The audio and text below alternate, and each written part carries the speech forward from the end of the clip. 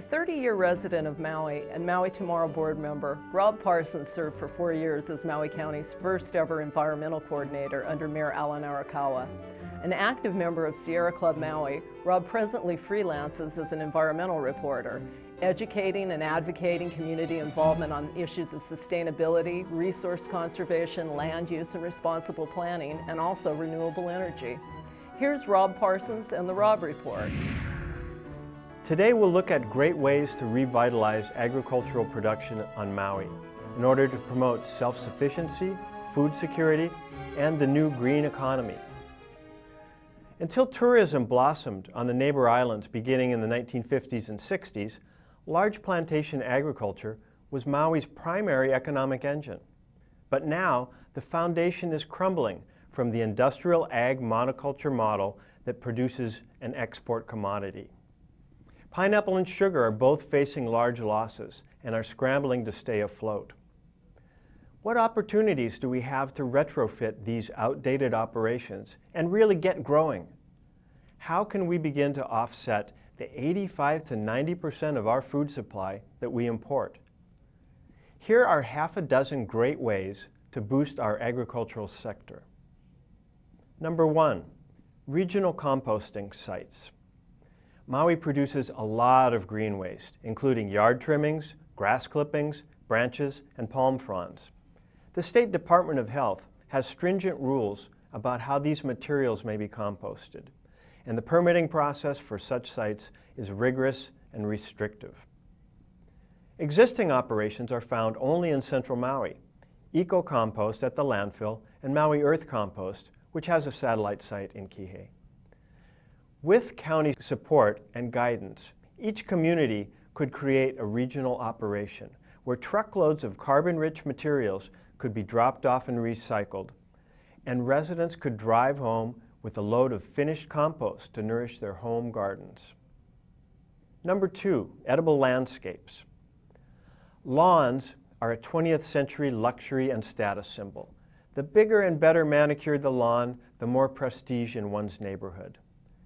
Millions of gallons of potable drinking water are used daily for landscape irrigation, while millions more of wastewater from county treatment plants goes unused, pumped into injection wells that eventually bring excess nutrients into the ocean's nearshore waters.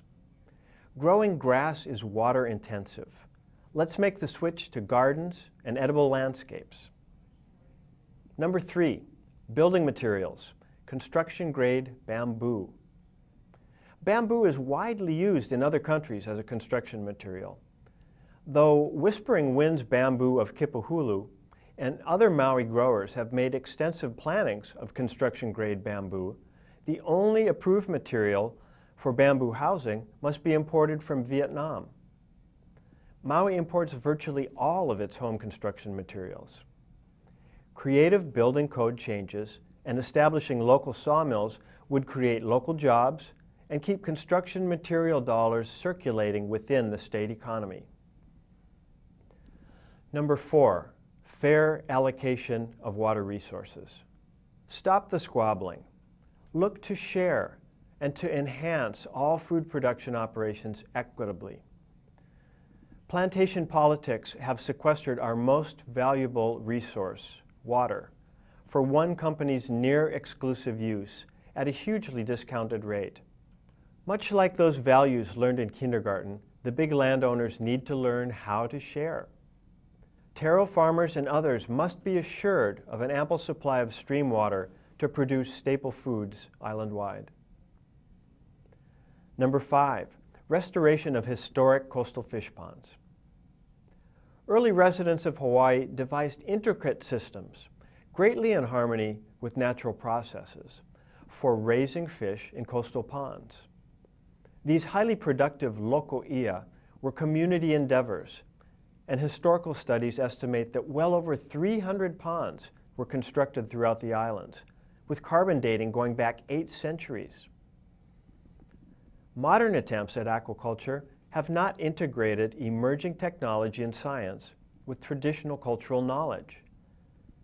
Proposals for open ocean feedlots could create dire problems as happened with salmon cage operations in British Columbia and elsewhere. Restoring and updating our past may prove more viable than trying to reinvent our future. Number 6, government support for farming and subsistence ag. Recent collection efforts by the Real Property Tax Office have relied on a definition of agriculture that does not consider growing food for family consumption as sufficient to earn an agricultural tax rate. Every effort must be made to support political candidates who understand the vital connection between ag incentives and true sustainability. These are but a few ideas on how to revitalize gardening and farming here on Maui and throughout Hawaii. For more ideas on healthy food and many other topics, visit the Rob Report column archives at legacyprojectshawaii.com. Ahui ho, malama pono.